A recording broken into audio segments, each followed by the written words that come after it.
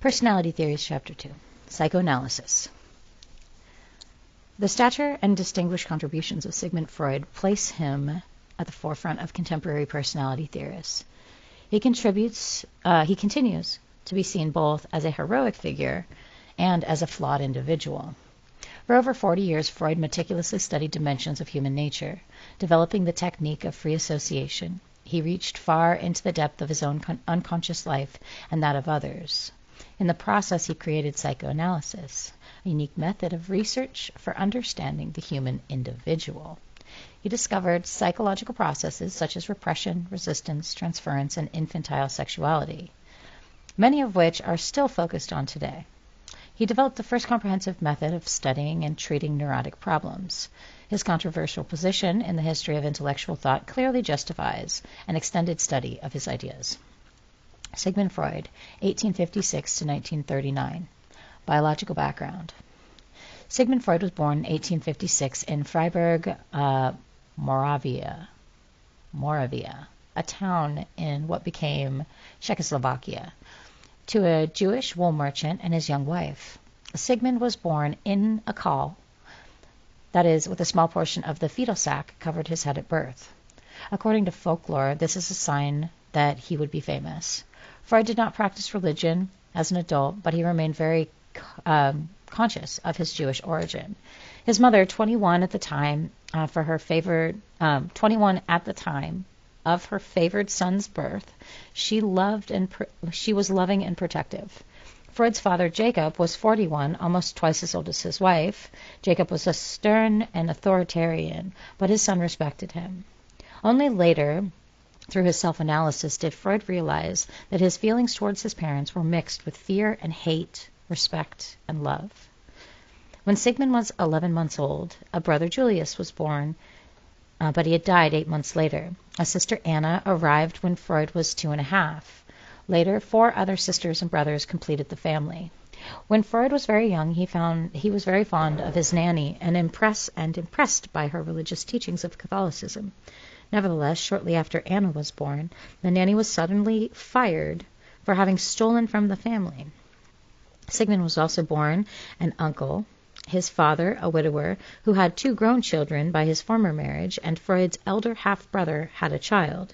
Freud and his nephew John, who was 1 year older than he, were close childhood companions. Freud was to view their early relationship as very significant to his later development. Many have thought that Freud's unusual family constellation set the stage for his later theory about the Oedipus complex. At the age of 4, Sigmund and his family moved to Vienna, where he was to live for almost 80 years. Although he was critical of Vienna, he did not leave the city until it was overwhelmed by Nazis in 1938, the year before he died. Freud was a conscientious student. His parents encouraged studies by giving him special privileges and expecting the other children to make sacrifices on behalf of their older brother. He was the only member of the family who had his own room.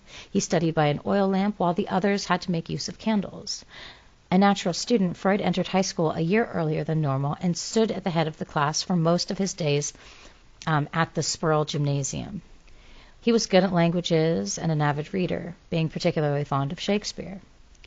As a child, Freud had dreams of becoming a general or a minister of state, but in reality, professional choice was severely restricted for a Jew in Vienna. He thought of becoming a lawyer, but instead he began medical studies at the University of Vienna in 1873. He graduated 8 years later. His studies there took longer than usual because he took his time with those areas that were of particular interest to him. He never intended to practice medicine, being more interested in physiological research, practical considerations, including occupational barriers to Jewish people, and the desire to marry, led him to establish a practice as a clinical neurologist in 1881. While still a student, he made substantial and noteworthy contributions. Sigmund Freud was the founder of psychoanalysis, which emphasizes the importance of unconscious forces. To research, publishing his findings on the nervous system of fish and the testes of the eel. He developed a method of staining cells for microscopic study as a physician explored the anesthetic properties of cocaine. Because he initially had no reason to believe that there were dangers connected with cocaine, he was somewhat indiscriminate of using it himself and in recommending it to others. After the addictive character of the drug was discovered, Freud stopped using it about 1896. Cocaine claimed many physicians as casualties, and in the 1880s to 1890s. Because the private practice on which Freud depended for a living brought him patients suffering from primary neurotic disorders, his attention became focused on the problem and study of neurosis. Neuroses refers to the emotional disturbances refer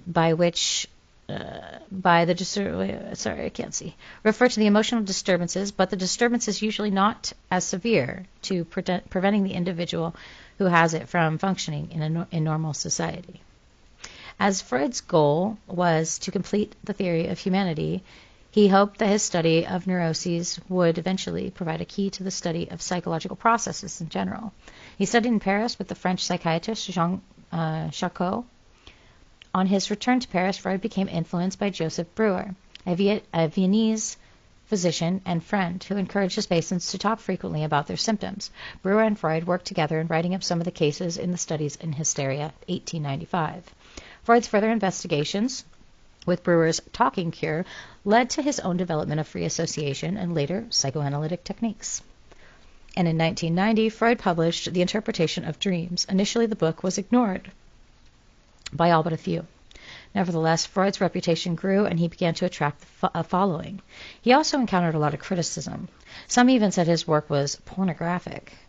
And the Psychoanalytic Society was founded by Freud and his colleagues, and many of Freud's disciples later became noted psychoanalysts. Ernest Jones, his biographer, A.A. Brill, Sandor Ferenczi, and Carl Abram. Originally, Carl Jung and Alfred Adler were also close associates, but later left Freud's psychoanalytic movement to develop and stress other ideas. In 1909, G. Stanley Hall, noted psychologist and president of Clark University in Worcester, Massachusetts, invited Freud and his associate, Carl Jung, to present a series of lectures. It was Freud's first and only visit to the United States. These lectures contained the basic elements of Freud's theory of personality. Their delivery marked the change of psychoanalysis from a small Viennese movement to one of international scope and recognition. Freud's work, however, was by no means over. He continued to develop and revise his psychoanalytic theory until his death. By the end of his life, psychoanalytic concepts had been applied to and were influencing most every cultural construct of humanity. Freud's published works, till 24 volumes at the Standard English edition. He died in London in 1939 at the age of 83 on a Jewish Sabbath Day of Atonement, after many years of suffering from cancer of the jaw and what would be called today physician aid in dying. New revision. The complete psychoanalytical works of Sigmund Freud is currently in the process by W. Norton. Okay. The origins of psychoanalysis. Sigmund Freud did not compete with a perfect system. An outline of psychoanalysis in 1940, which began in 1938, the year before he died, has had its aim to bring together the doctrines of psychoanalysis and to state them in the most concise form. But this book had never finished. In fact, much of his work had an unfinished character about it. Ideas appear and then they are dismissed, only to reappear in a new context. His thought moves in phases, changing and synthesizing what has gone before. The only works that Freud says dramatically tried to keep up to date were The Interpretation of Dreams. Okay, so it's first published in 1900, and the 3 essays on sexuality from 1905. In describing Freud's theories, therefore, it is important to recognize that psychoanalysis represents not a finished theory, but rather an ongoing process of discovery about the self. The discovery of unconscious forces. Hold on, let me get this zoomed in a little more. I'm blind. Yeah. Oh, yeah, that's better. Psychoanalysis may be said to begin with a case study of one of Joseph Breuer's patients, who is known in the literature as Anna O. Anna O was a 21-year-old, highly intelligent woman in the course of a two-year illness beginning in 1880. She had developed a number of physical and mental disturbances. Among her symptoms were paralysis of the right arm and leg, difficulty in vision, nausea, the inability to drink any liquids, and the inability to speak or understand her mother tongue. Further, she was prone to states of absence, an altered state of consciousness in which there may be considerable personality change, and later amnesia or forgetting of events that had occurred during the period. The medical profession in 1880 was quite puzzled by the illnesses such as these, and the diagnosis that caused the diagnosis and diagnosed them as cases of hysteria, an illness which were physical symptoms with no physiological basis for a problem. Today, such disorders were less common and are known as conversion disorders. The cause of hysteria was a mystery. Because they could not understand or effectively treat the problem, many doctors tended to view patients suffering from hysteria with suspicion and to be punitive. Some even went so far as to accuse their patients of faking an illness.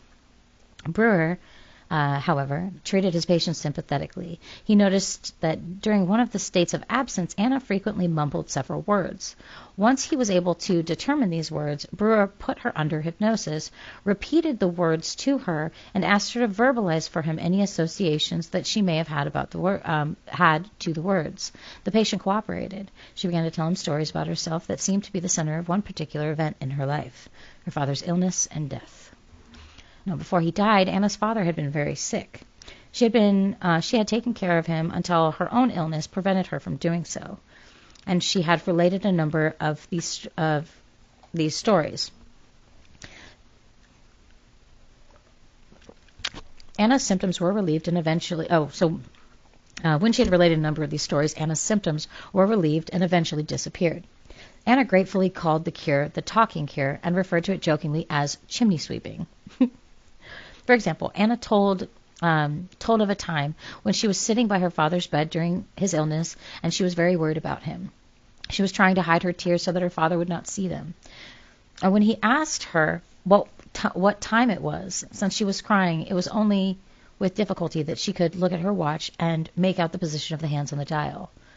Recollecting that the event and the emotion she had restrained at the time to restore her clarity of vision. Later, she recalled another memory. A black snake, common in the area in which she lived, appeared in the room and seemed to go towards her ill father. She tried to drive the reptile away, but it was as if she could not move her arm.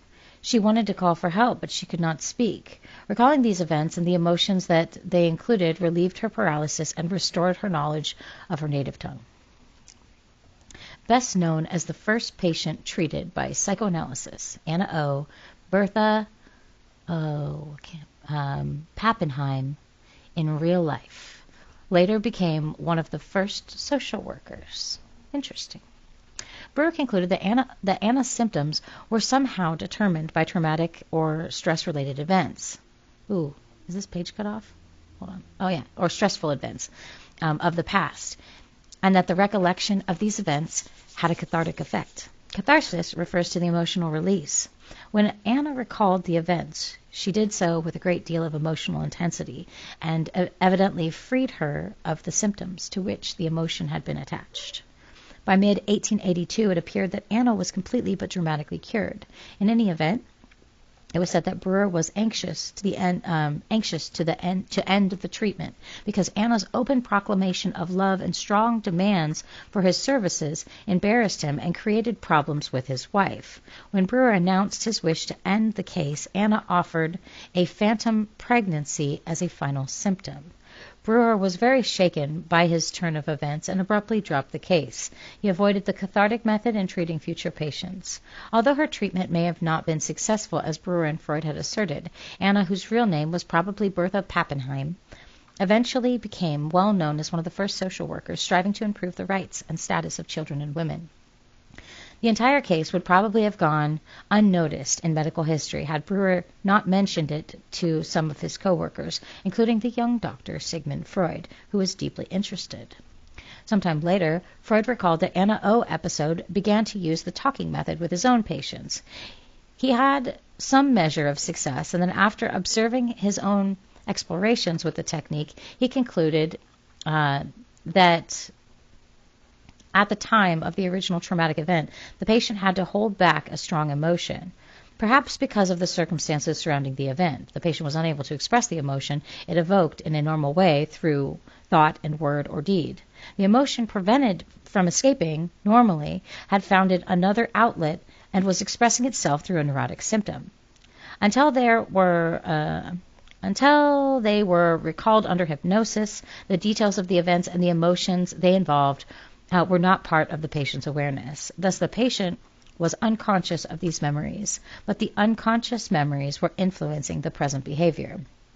Shortly thereafter, Freud decided to give up hypnosis. In part, it was a practical necessity because not all of his patients could be hypnotized.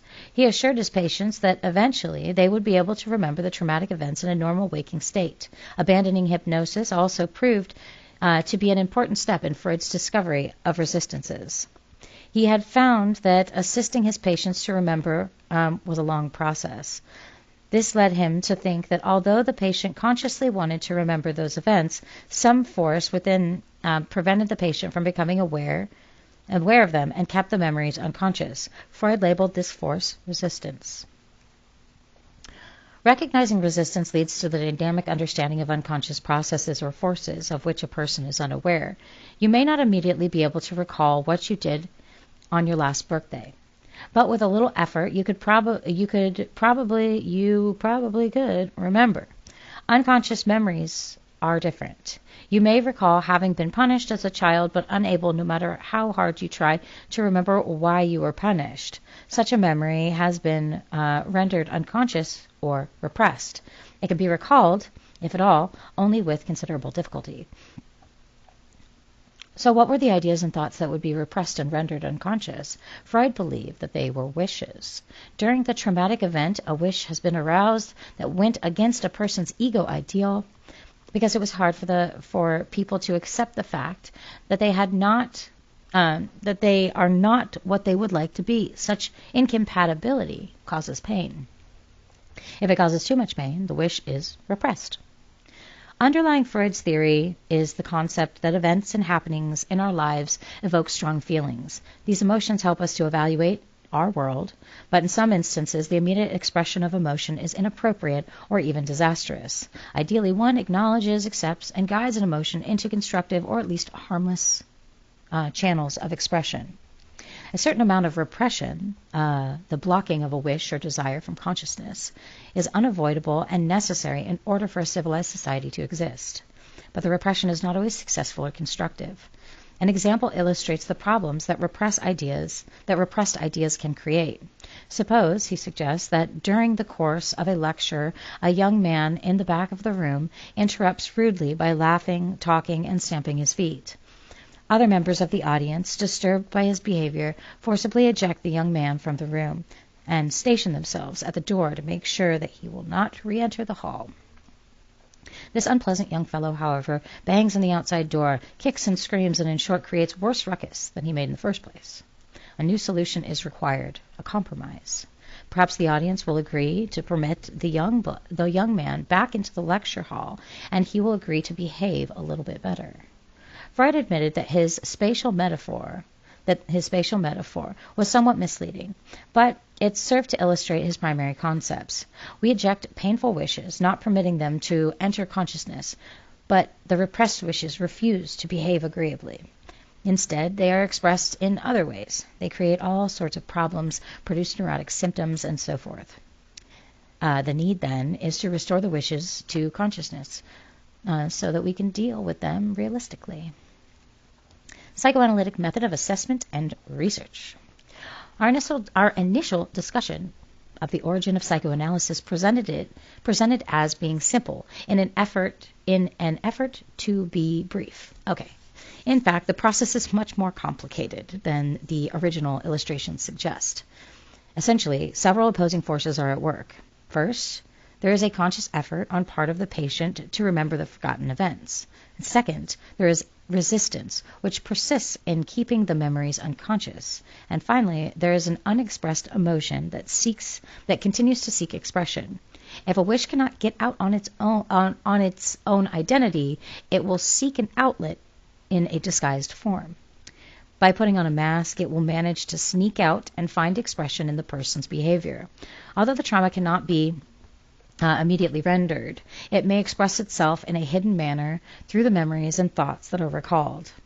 In order to delve behind these masks and discover the repressed idea, Freud develops two primary procedures: free association and the interpretation of dreams and slips. Okay, so what do we have here? We have free association. There's a critical thinking, something going on here. Free association. In free association, a patient is asked to verbalize whatever comes to mind at the hidden event. The instructions of free association are deceptively simple, but in fact, they are hard to follow.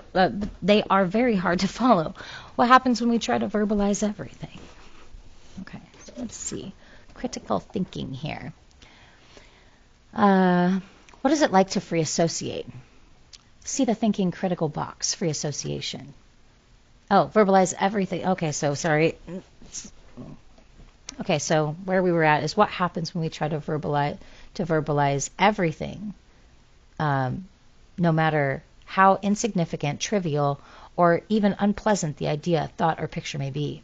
Free association is based on the premise that no idea is arbitrary or insignificant. Eventually, these ideas will lead back to the original problem. So, for example, Anna O. did not immediately remember the scene of her father's death, but her arm was paralyzed, her vision clouded, and she was unable to use her native tongue. And then she did talk about hinted.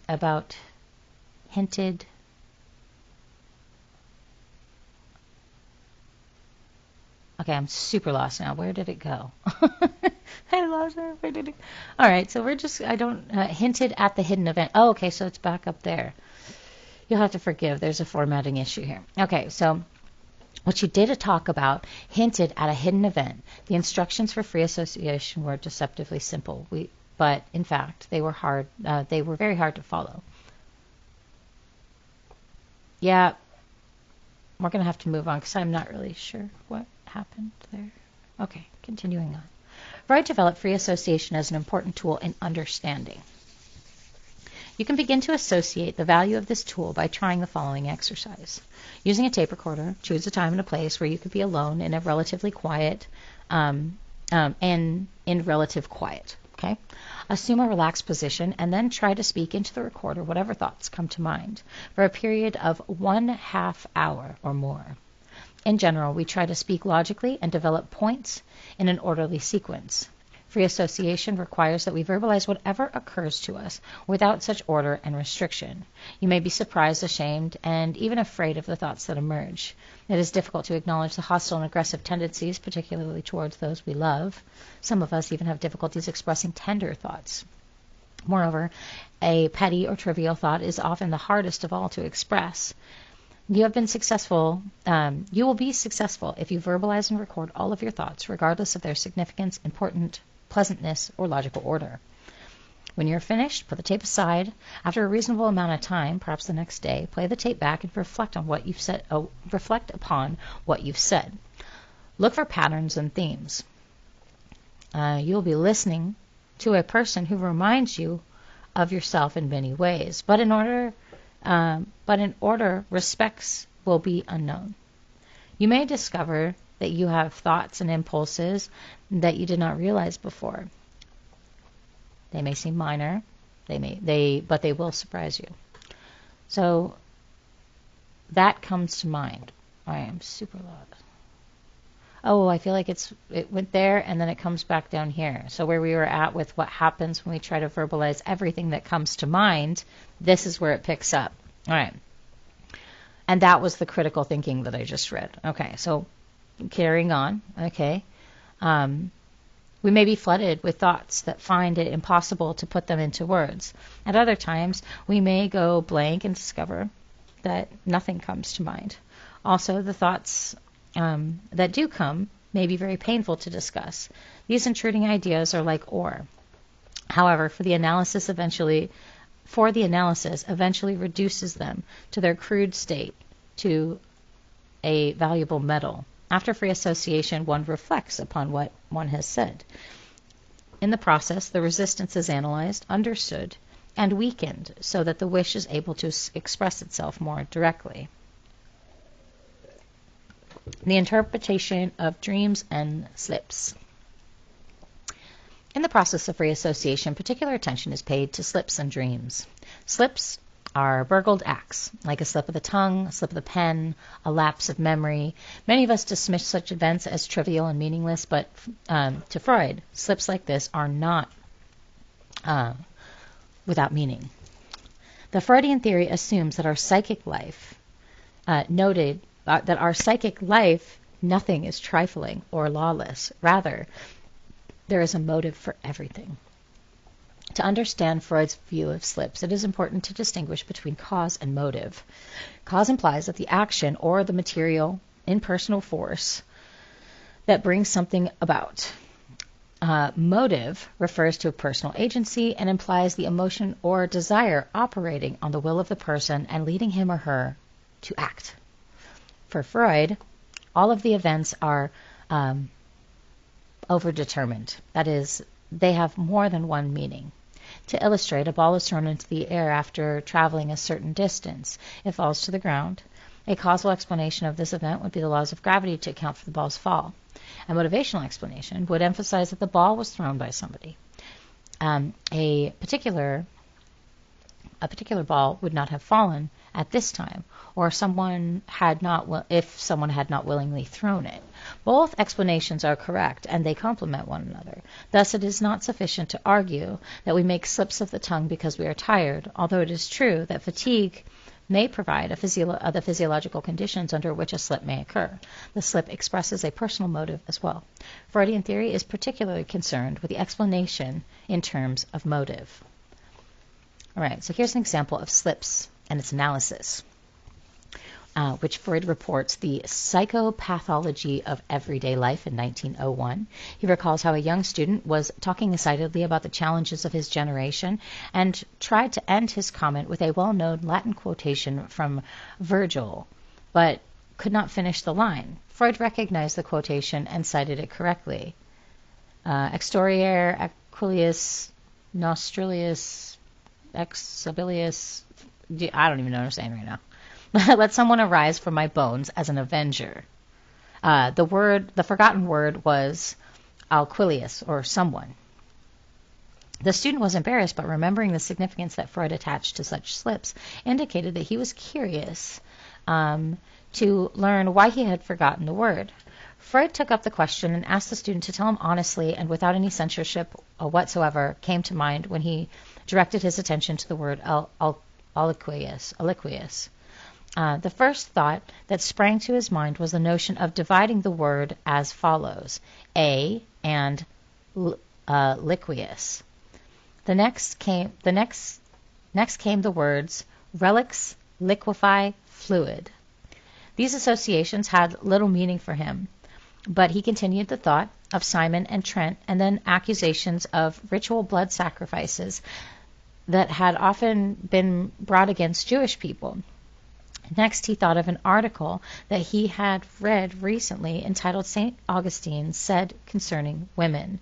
And the next thought appeared to be totally unconnected, but following the cardinal rule, he repeated it anyway.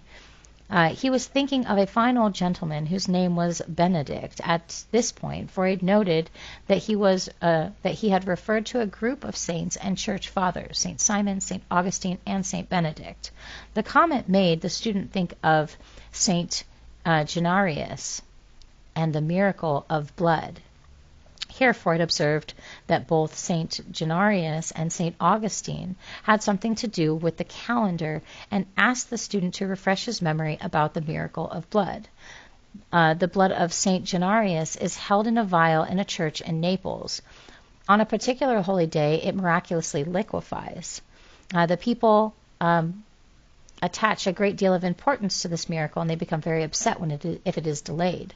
Once it is delayed, the general in command of the city took a priest aside and made it clear to him that the miracle had better take place very soon. At this point, the student hesitated.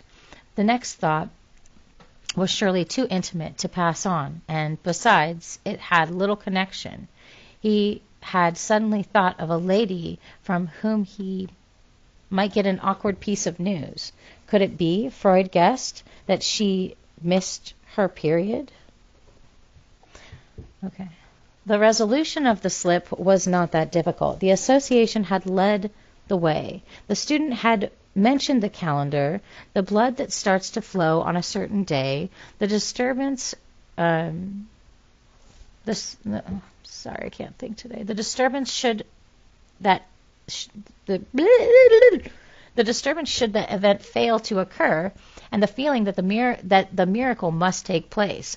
The words all aliquis and its subsequent allusions to the miracle of Saint Generis revealed a clear concern with the woman's menstrual period.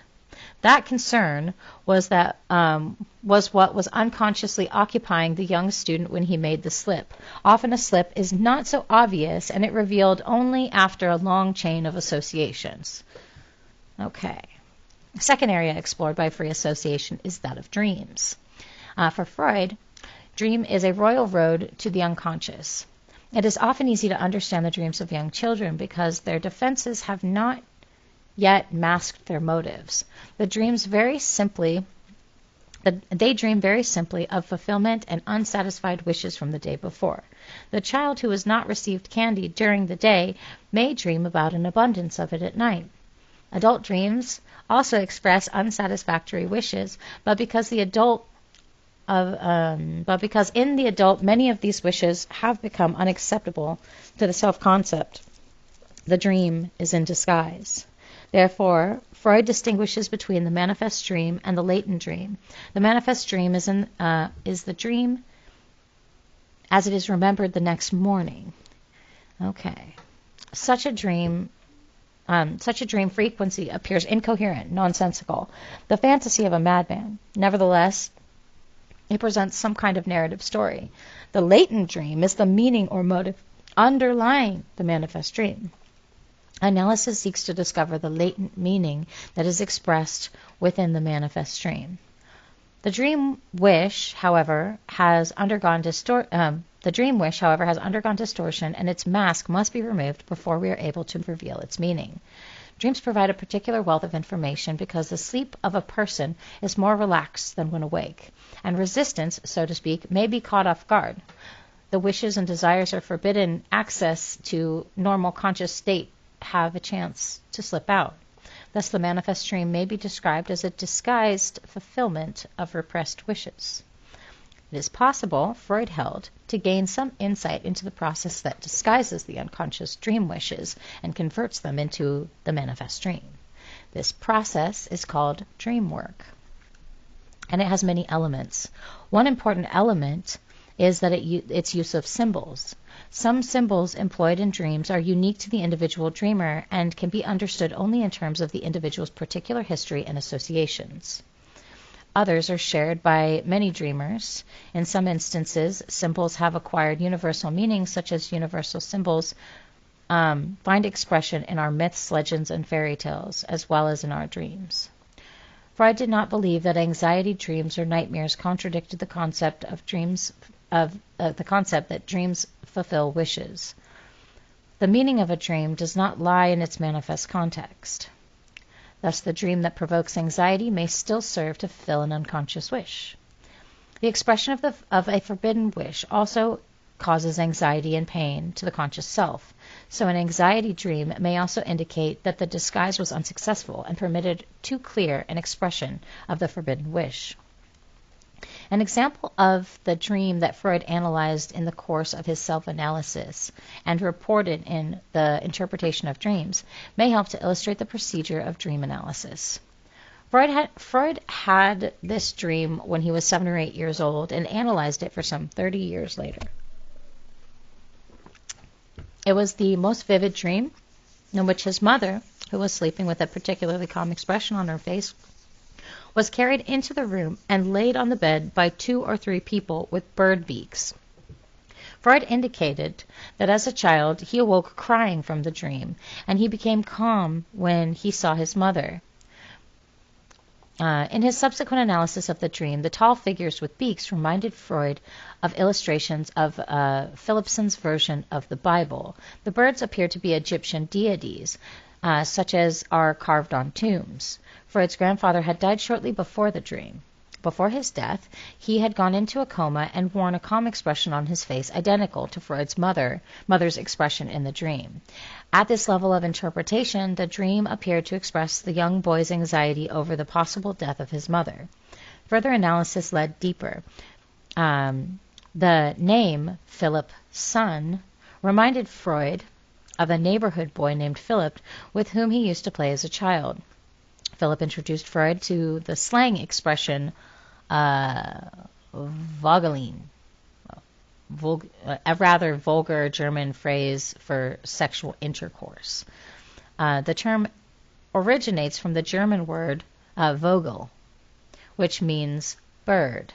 Thus, on a deeper level, Freud had to conclude that the wish expressed in the dream was that of sexual and therefore forbidden desires towards his mother. This dream led Freud to discover the Oedipus complex, which will be discussed shortly, and assisted Freud in clarifying the nature of repressed wishes and desires.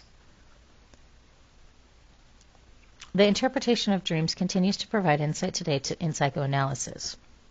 Dreams are also construed very differently in additional research projects where sophisticated neuroscientific tools such as electroencephalograms,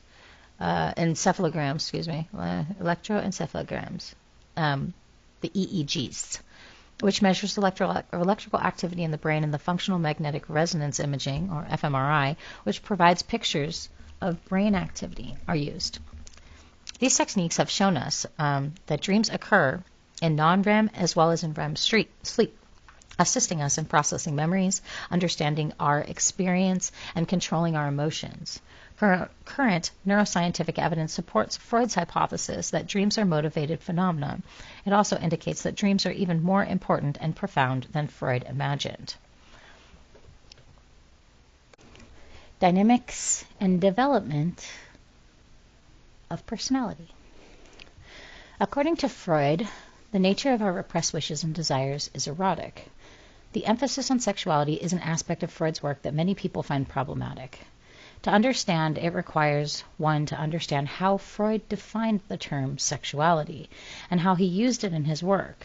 Still, Freud's theoretical position on the role of sexuality and his insistence on human beings' sexual nature is threatening to some people. So, the importance of sexuality.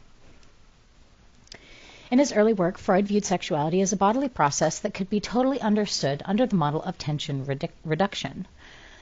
The goal of human behavior was simply to reduce the tension created by the accumulation of too much energy and to restore the state of balance.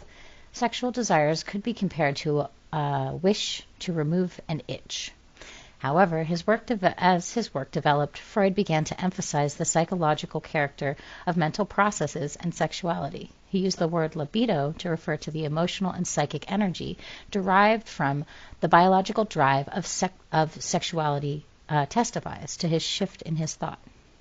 Freud's desire to emphasize the psychological character of mental processes is also seen in the development of the concept of drive, a psychological or mental representation of an inner bodily source of excitement. In his concept of drive, Freud abandoned an earlier attempt to reduce psychological processes to physiological ones.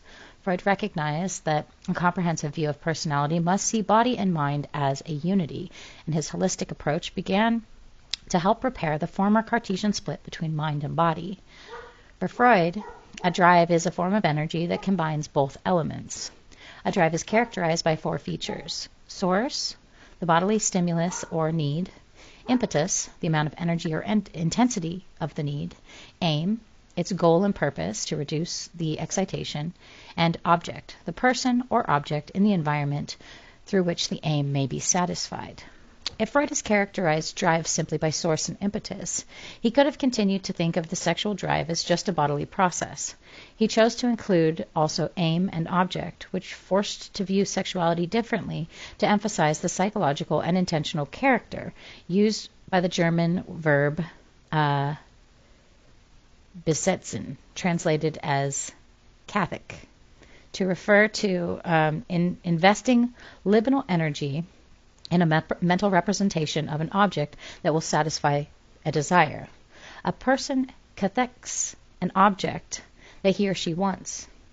The importance of one's sexual life as a bodily process begins to diminish in favor of one's response to it. For this reason, Freud used the term psychosexuality to indicate the totality of elements included in the sexual drive. Freud suggested that there are two basic groups of impulsive drive. Eros refers to life impulses or drives that force those forces that maintain life processes to ensure reproduction of the species. The key to these forces is the sexual drive, whose energy force is libido.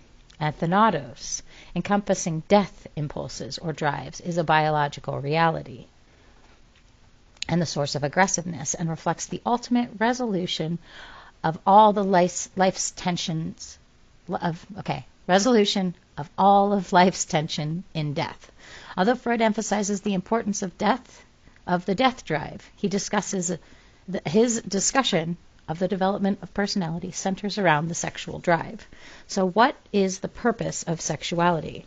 The traditional answer, clearly articulated by medieval theologian Thomas Aquinas, 1225 to 1274, was reproduction. In the 19th century culture in Vienna, from which Freud's theories emerged, sexual behaviors that did not lead to reproduction, such as homosexuality and masturbation, were disapproved of or regarded as perverse.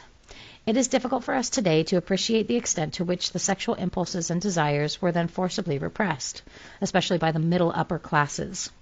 The sexual act generally viewed as beastly or undignified, but it was tolerated as an outlet for a natural shortcoming of men and for purposes of reproduction. Women were supposed to be above sexual impulses, and children were thought incapable of them. There was considerable anxiety over what were thought to be inappropriate sexual activities and perversions.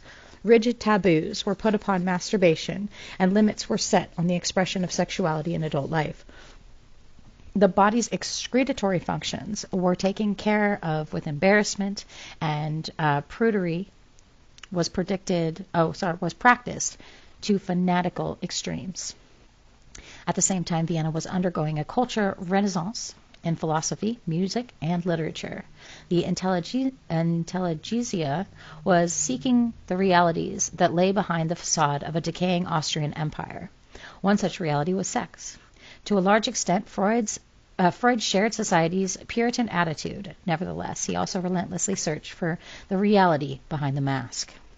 Freud suggested that the primary purpose of sexual behavior is pleasure, opening the door to a host of new ideas. Activities that do not focus on the genitals may be seen as a key expression of sexuality to the extent to which they produce pleasure. A young child who invariably seeks pleasure in the body may be seen as having a rich sexual life. Activities such as sucking the thumb, previously seen as separate from sexuality, may be viewed as sexual. Freud, in effect, turned the traditional concept upside down. The reversal permitted him to account for behaviors that were previously inexplicable, such as sexual variations and infantile sexuality. Freud's redefinition of sexuality was twofold. First, he divorced sex from its previous close restriction to the genitals and reproductive activity. Second, he enlarged the concept of sexuality to include activities such as thumb sucking and sublimation that previously were not thought of as sexual. In Freudian terms, the child who seeks pleasure from many areas of the body is polymorphous perverse.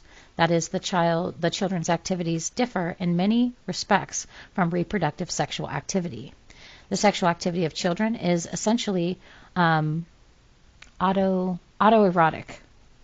They seek pleasure from their own bodies rather than from the body of another.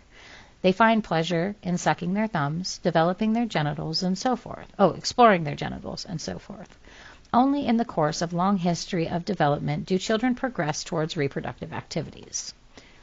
Psychosexual stages of development.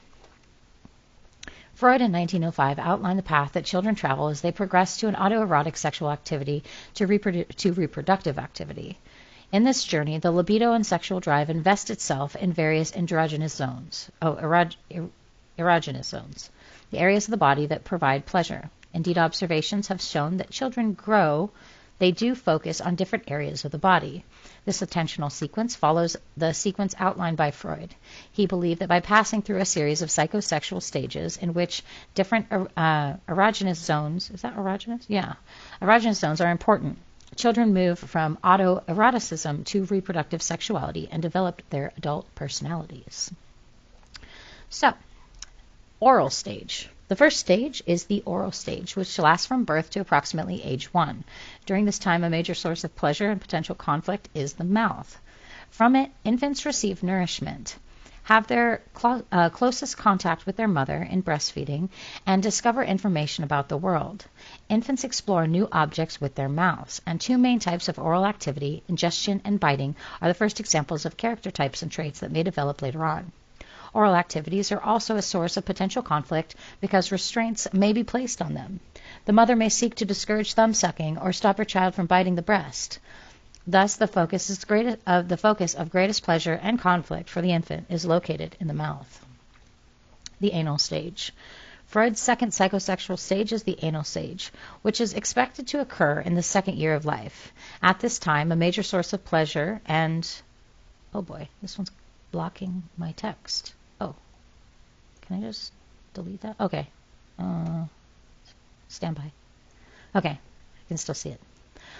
All right, so a major source of pleasure and potential conflict is activities involving the anus. Generally, toilet training occurs during this period. Toilet training involves converting an involuntary activity to elimination of bodily waste into a voluntary one. It frequently represents the child's first attempt to regulate instinctual impulses. A clash of wills with the caregiver may develop. Children may obtain pain or pleasure with either retaining or expelling their waste products. These two primary models of anal expression, retention, and expulsion are further models of possible future character traits. In their effort to train children, parents may forget that control over the sphincter muscles and elimination is an activity that only the child can perform. An early effort to discipline children begin. The buttocks are frequently selected as the site on which to inflict the pain. Since simulation in these areas cause both pleasure and pain, sadistic pain-inflicting or the masochistic pain-receiving patterns of behavior may emerge. Subsequent forms of self-control and mastery have their origin in the anal stage. The phallic stage. The phallic stage of development usually occurs between the ages of 3 and 6. The characteristics of this stage are pleasurable and conflicting feelings associated with genital organs. The child's interest in the genitals is not with their reproductive function, but with their ability to give pleasure in autoerotic activity and their significance as a means of distinguishing between the sexes. At this time, children discover that not all individuals are similarly endowed. They extend considerable energy in examining their genitalia, masturbating, and expressing interest in sexual matters. They are extremely curious, even though their curiosity outstrips their ability to understand sexual matters intellectually. They spin fantasies about the sexual act itself and the birth process, which are frequently inaccurate and misleading. They may believe that a pregnant woman has eaten her baby and that baby is expelled through the mouth or the anus. Sexual intercourse is frequently viewed as an aggressive act by the father against the mother.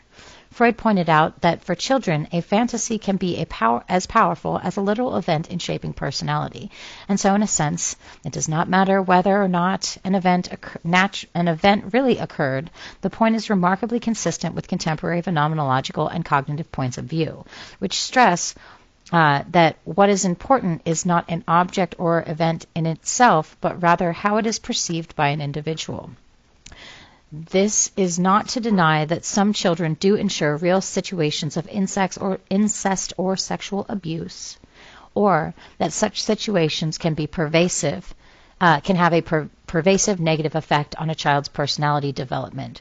Freud has been criticized for abandoning his earlier seduction theory, which held that adult neuroses where did the page go? Adult neuroses by actual incidents of sexual abuse in childhood in favor of the theory that saw childhood sexual fantasy and immature cognitive structures as primary contributors to neuroses. Moreover, he has been criticized for suppressing the seduction theory for intellectually dishonest reasons. Did ambition or fear of criticism lead Freud to change his theory? He wrote a letter that, renouncing his earlier position, dashed his prospects of becoming a famous physician. However, Freud, more than anyone else, has helped us see that we are often unaware of the motives behind our behavior. The pleasures of masturbation and the fantasy life of children set the stage for the Oedipus complex, which Freud considered one of his greatest discoveries. Freud's concept was suggested by the Greek tragedy of Sophocles, in which King Oedipus unwillingly murdered his father and marries his mother. The key point is that Oedipus is unaware or unconscious of what he was doing. He did not realize that the man whom he met on the road and killed his own father, nor did he know that the queen whom he later married was his mother. At the same time, he played an active role in bringing about his fate. On discovering the truth, he blinded himself. Within that Greek myth, Freud perceived a symbolic description of the unconscious psychological conflict that each of us endures. In brief, the myth symbolizes each child's unconscious desire to possess the opposite-sex parent and do away with the same-sex parent. If the Oedipus complex were taken literally, many people would have quickly dismissed Freud's concept as absurd and nonsensical. Incredible as it may seem, Freud suggested that children have incestuous wishes towards their opposite-sex parent and murderous impulses towards their same-sex parent. Do children actually desire to perform sexual intercourse and commit murder? Most preschool-age children have no clearly articulated concept of what sexual intercourse is all about. Furthermore, even if they had the will, they would lack the means to perform the act. Finally, for a preschool-age child, the permanence and reality of death are incomprehensible. As a literal depiction of Freud's concept of the Oedipus complex is absurd. Nevertheless, by this stage of development, the young boy, to tell his side of the story first, has become very fond of his mother, his primary giver. He loves her very... Where did it go? Where's the red? He loves her very... And then it ends. Hold up. Much. Okay, found it. And wants to love her as fully as possible. He senses that mommy and daddy have a special kind of relationship, which he wants to imitate. He becomes frustrated because he cannot imagine what the relationship is all about or perform it in a similar manner. At the same time, he wants his mother's love in return, but he views love quantitatively as a fixed amount. It is as if his mother's love constitutes an apple. Each kiss or sign of attention that his father receives indicates that a big, juicy chunk has been bitten out of that apple. So less remains for him. He cannot conceive of love as qualitative or be able to increase to fill a void. Reviewing love as quantity, the child perceives his father as a rival who prevents him from obtaining the full love that he desires from his mother. This perception creates wishes and impulses about getting rid of the father, an activity that the child is powerless to carry out.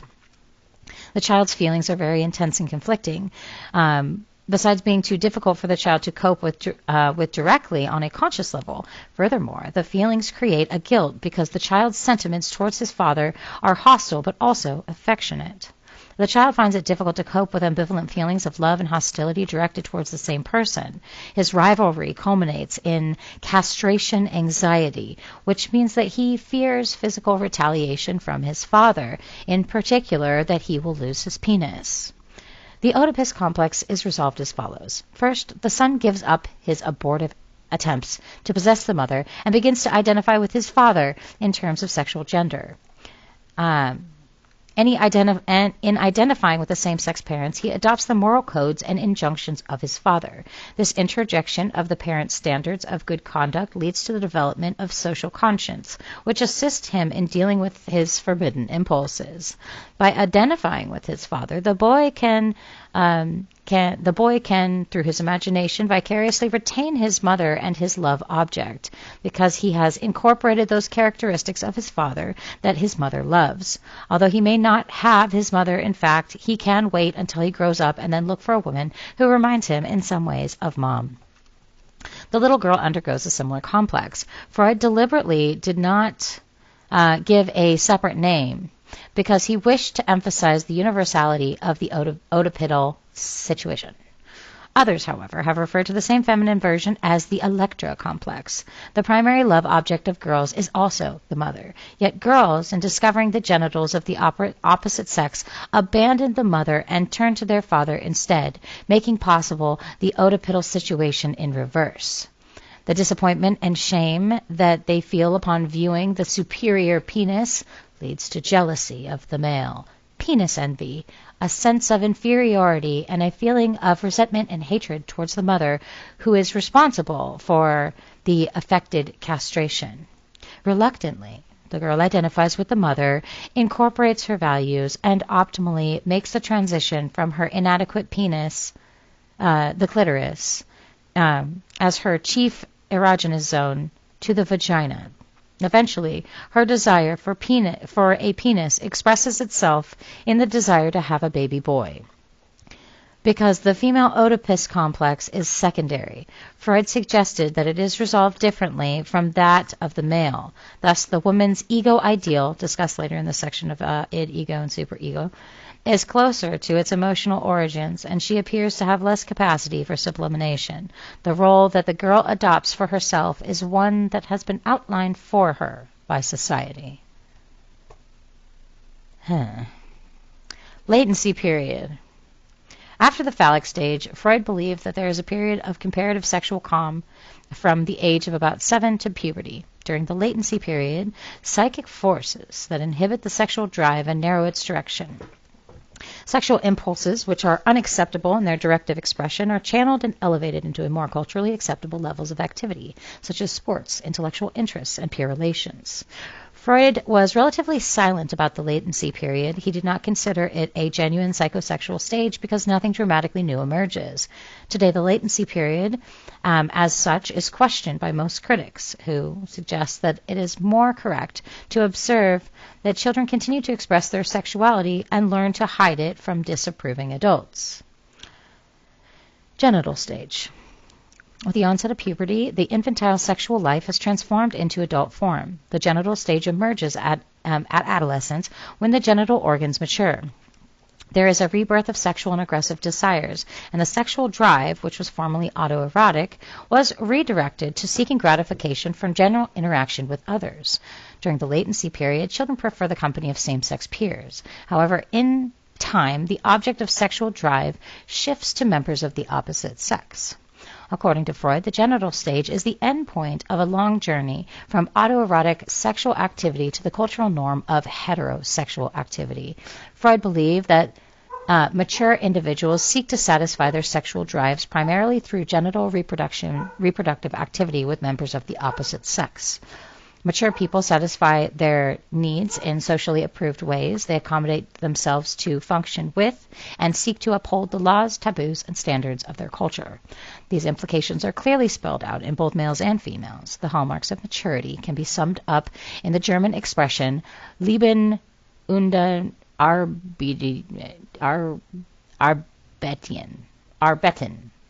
to love and to work. The mature person is able to love in a sexually approved way and also to work productively in society. The effects of psychosexual stages. The lingering effect of the psychosexual stages are revealed in various adult character types or traits. If the libido is prevented from obtaining optimal satisfaction during one or more of the stages because it has been unduly frustrated or overindulged, it may become fixated or arrested at a particular stage. This fixation creates excessive excessive needs characteristic of an earlier stage. Various adult behaviors that have been ascribed to fixations include smoking, gossiping, overeating, and collecting. The fixated libido expresses itself in adult life according to the character types or traits that reflect the earlier level of development. Hence, an orally fixated person is likely to be dependent on or easily influenced by others. At the same time, oral personalities are optimistic and trusting to the point of being gullible. Anal personalities tend to be orderly, miserly, and obstinate. Most people, of course, do not reflect a pure type. These personality traits and their opposites are given their origin in the various psychosexual stages. All of the sexual activities that Freud considered abnormal are, in his view, at one time normal sexual activities for children. Prototypes of sadistic and masochistic forms of behavior, sexual disorders in which a person obtains pleasure by inflicting pain, sadism, or receiving pain, masochism, are apparent during the toddler years. Voyeurism, obtaining pleasure from seeing sexual organs or sexual acts, is present in the curiosity of a preschool child. Homosexuality, primary attraction to the same sex, is apparent during the latency period and early adolescence, when one's primary association is with the same-sex peers. Thus, Freud believed that sexual divinations may be accounted for in terms of arrested development. Freud also viewed neurosis as an outcome of an inadequate sexual development. In particular, an unsuccessfully resolved oedipal conflict, such as people are bound to their unhappy past and respond in emotionally immature ways. These unrealistic ways are not helpful to them in the everyday world. Freud's presentation of the stages of human psychosexual development may appear clumsy because the gradual change from one stage to another is not distinct as the outline implies. Therefore, the stage references should be seen not as beginning and end points, but rather as focal points, where the stage is at its height. The emergence of the genital stage does not signify the end of the earlier stages. Instead, it transforms them. Thus, adult behavior is shaped by a complex of earlier conflicts and dynamics. Freud's discussion of the psychosexual stages of personality was set in the framework of 19th century biological determinism and has been soundly criticized for its failure to appreciate deeply enough the influences of social and cultural factors. Nevertheless, empirical child development research argues against outright rejection of Freud's ideas on psychosexual development. Moreover, Freud's conclusion overturned almost the entire Western tradition of thought. The gradual change from one stage to another, where are we at here? The gradual change from one stage to another is not as distinct as Freud's outline implies. Each stage begins gradually, swells to a climax, and then wanes as the following stage begins to emerge. The dotted lines indicate the remnants of an earlier stage continue to the latter ones. The emergence of the genital stage does not signify the end of an earlier stages. Instead, it transforms them. Okay, so the previous paragraph was not over, but that was like in between. Okay, so where we were at was, moreover, Freud's conclusion overturned almost the entire Western tradition of thought concerning humanity. In Freud's theory, human life is submersed under the sexual model. The way in which people invest their libido determines their future. Freud used sexuality as a model for a person's style of life. Character is built up by responding to one's sexuality. The way in which a person resolves the Oedipus complex is crucial to the adult personality. Neurosis represents a fixation at an earlier stage of sexual development. The normal or mature individual is one who behaves conventionally, having attained the genital level of sexuality and all its implications. Furthermore, the development of culture and civilization is made possible by sublimated sexuality. Sexuality essentially becomes a model of human understanding. The structure of personality. The familiar Freudian concept of the structure of personality is the id, ego, and superego. Was the rather late product of Freud's thought. Not until 1923, with its publication of Ego and the Id, did his final theory of a threefold structure of personality emerge. In discussing the id, ego, and superego, we must keep in mind that these are three separate entities with sharply defined boundaries. We must keep in mind that these are not three separate entities with sharply defined boundaries, but rather they represent a variety of different processes, functions, and dynamics within a person. The psychoanalytic approach to the study of the mind illuminates processes that cognitive and neurological scientists, psychologists, are studying today from their perspectives. Moreover, in his writings, Freud used the German personal pronouns das Es, das Ich, and das Über Ich. Literally translated, they mean the it, the I, and the above I. The Strachey translation into Latin pronouns made them less personal. Okay, so the id, the ego, and the superego.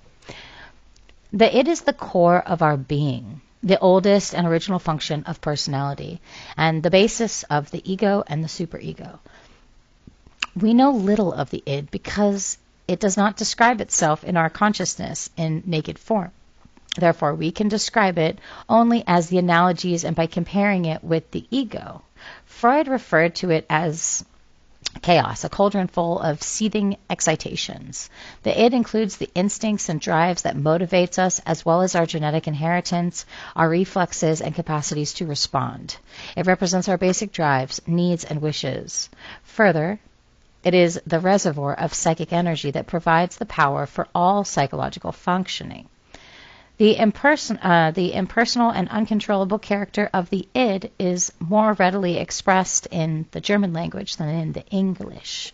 For example, the German idiom for I am hungry, es hungert mich, translates literally as it hungers me, implying that I am a recipient of actions initiated in me, not by me.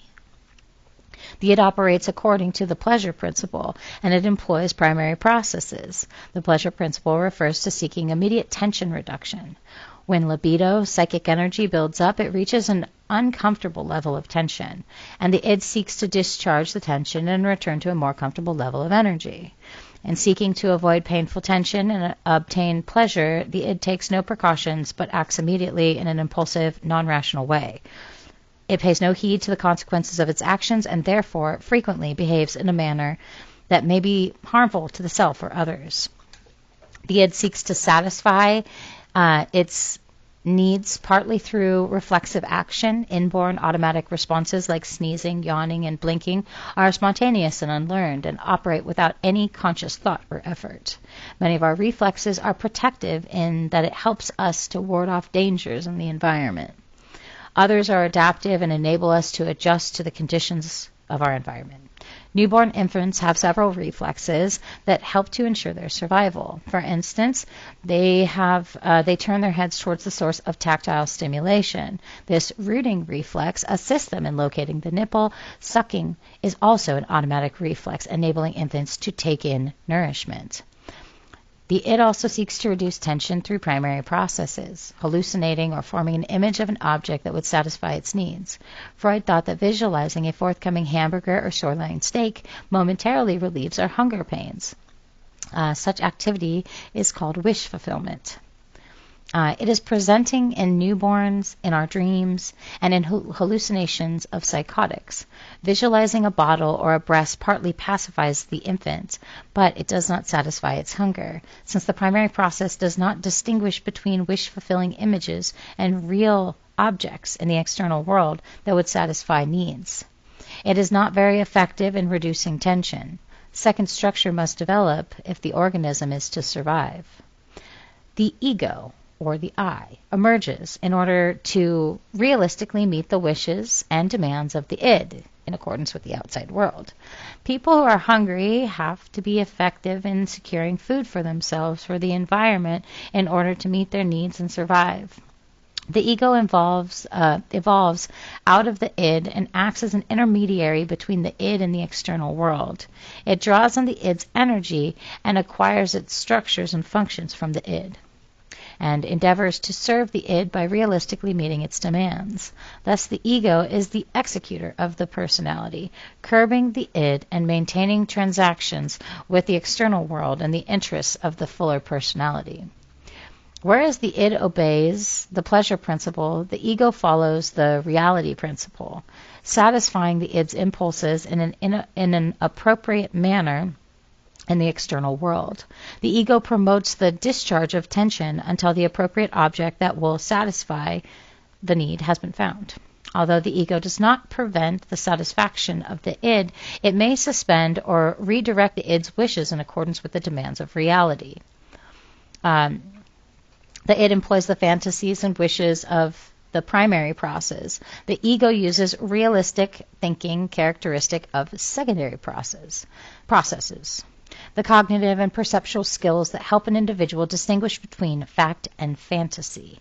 They include the higher intellectual functions of problem solving, which lets the ego establish suitable courses of action and test them for their effectiveness.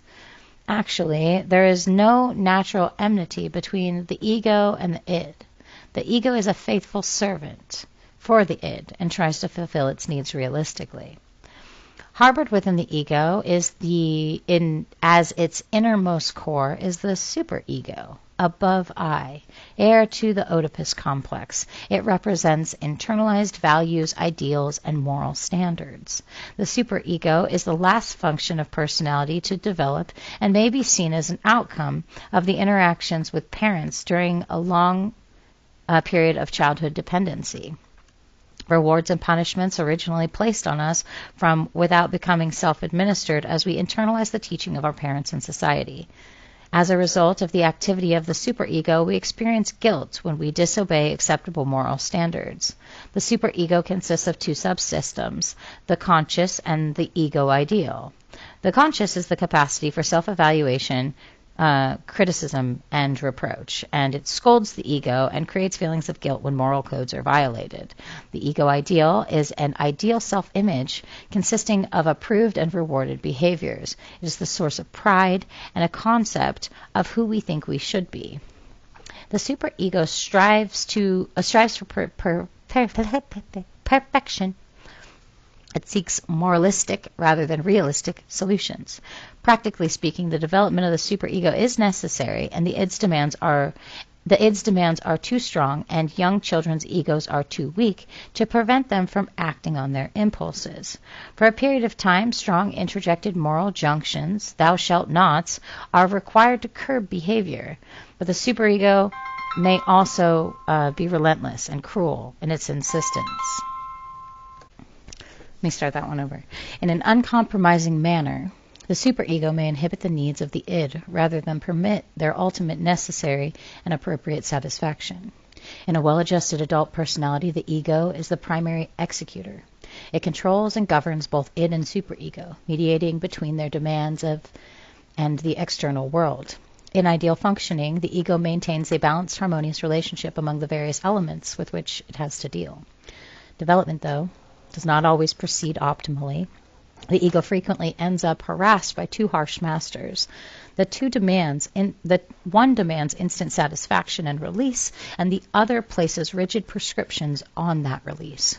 Drawing on Plato's analogy, Freud describes the ego as the charioteer trying to control two strong horses, each of which is trying to run in opposite direction from the other. Freud's final picture of personality is that of a self-divided.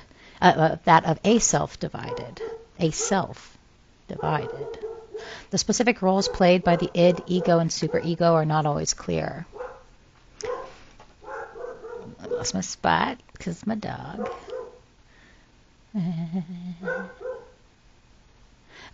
They mingle at too many levels. The self is seen to consist of many diverse forces in inevitable conflict. Freud's picture of the person is not optimistic, but it is an attempt to account for the fact that as human beings, we are not always able to cope with certain situations. Although the trifold division of personality appears to be a finished structure, essentially the person is understood as a product of development. The ego and the superego have evolved historically in response to specific personal situations. In the case of the superego, the situation is also interpersonal, as it involves other people. It would be wrong to freeze the id, ego, and superego into systems. Instead, the personality is created by a dynamic of forces that can be divided against themselves at many levels. Thus, in a mature formulation, Freud holds in tension the biological ground of the self and its toratical development. There is no easy correlation between the words id, ego, and superego, and the qualities of conscious and unconscious. At times, Freud tended to make the easy equation of ego with consciousness and id with unconscious. His discoveries reflected the ego and the id, that aspects of the ego and the superego are unconscious, as is the id, forced him to revise his theory. Conscious and unconscious could be used only as adjectives describing qualities that psychological processes may or may not have. This final conclusion is also concurrent with the contemporary neurological findings. If one were to diagram Freud's picture of the psyche, perhaps the best image would be Freud's own, an iceberg, 9/10 which is submerged under water.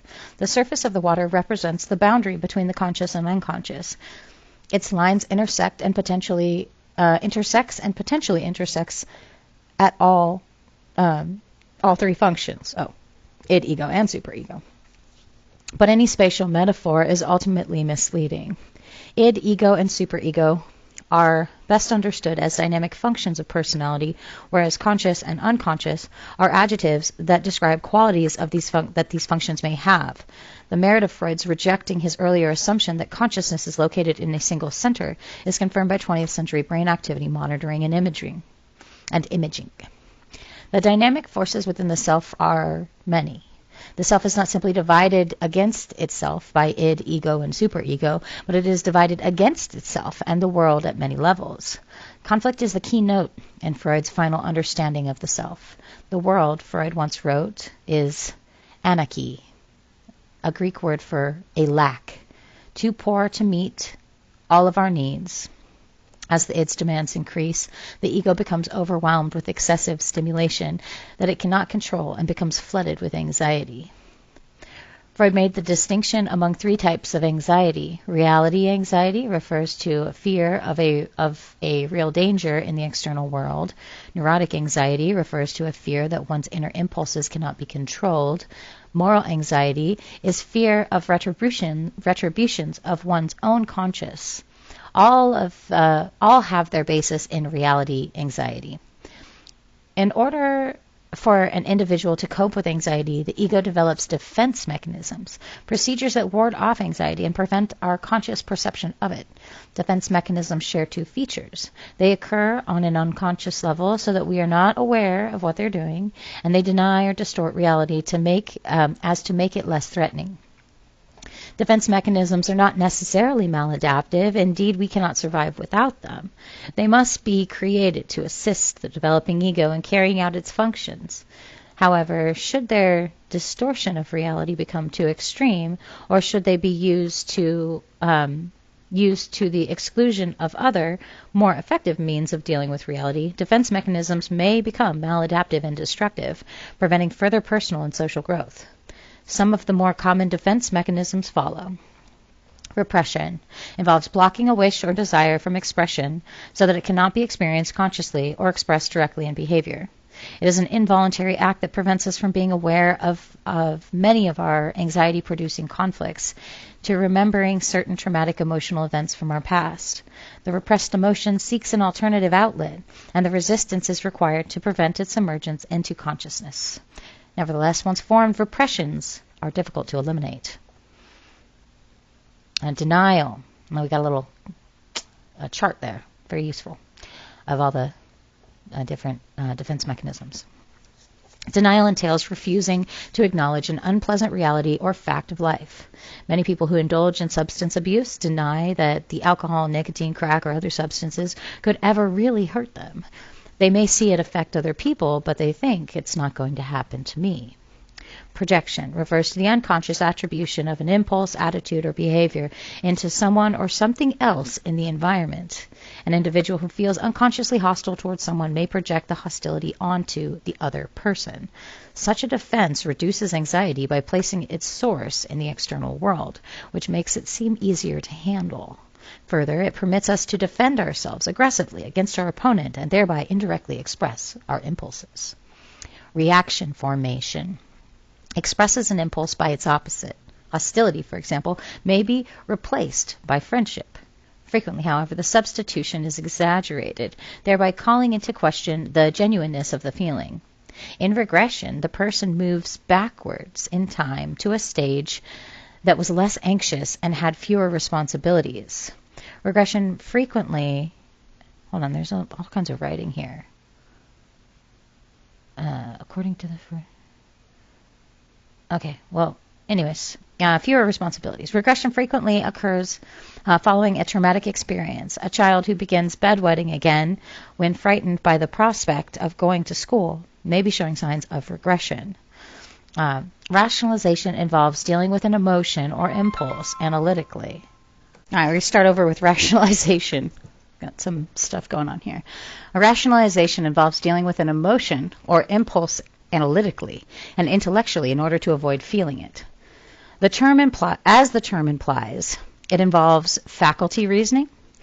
Since the problem remains unresolved on the emotional level, Aesop's fable about the fox who could not reach the grapes and concluded that they were probably sour is a classic example of rationalization.